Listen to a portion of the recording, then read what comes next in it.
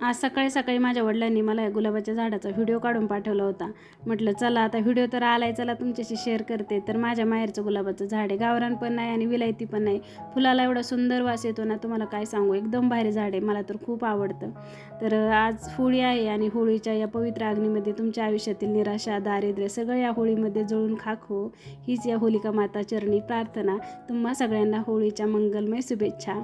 तर बऱ्याच ठिकाणी होळीला शिमगा पण म्हणतात. आता आमचे आजी बाबा पण असं शिमगाच म्हणायचे बरं का, शिमग्याचा सण आहे म्हणून. पण आम्ही सगळे आता होळीच म्हणतो. तर होळीसाठी इथं विकतच गवऱ्या आणायला लागतात काहीतरी. 5 रुपयाला एक, म्हणजे 25 रुपयाच्या 5 गवऱ्या, काही ठिकाणी तर 50ला पण 5 होत्या बरं का. आता इकडं सगळ्या काही गोष्टी विकतच घ्याव्या लागतात. तर होळीसाठी मी ते होळी टाकण्यासाठी 1 रुपया, खोबरं आणि विंचू आणि छोटासा साप बनवला आहे. तर आमच्याकडे हे एवढं सगळं होळीमध्ये टाकतात. आता ते काय टाकतात मला काही माहीत नाही, पण सगळे तसंच करतात, त्यामुळे मी पण तसंच करते. तर कापूर पण घेतला इथं होळी पेटवण्यासाठी. तर 3-4 वड्या टाकल्या ना की लगेच होळी पेटून जाते, कारण गवऱ्या पूर्णपणे अशा मस्त वाळलेल्या.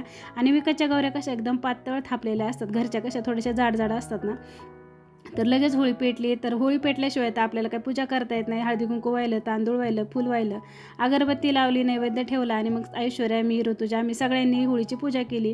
आणि पोरं तर वाटच बघत होती कधी आम्हाला असं तोंडाला हात लावून बोंबलायला भेटते म्हणून. आम्ही पण असं लहानपणी ना तोंडाला हात लावून होळीभोवती असं फिरायचं पळत पळत आणि असं बोंबा मारायचं बरं का.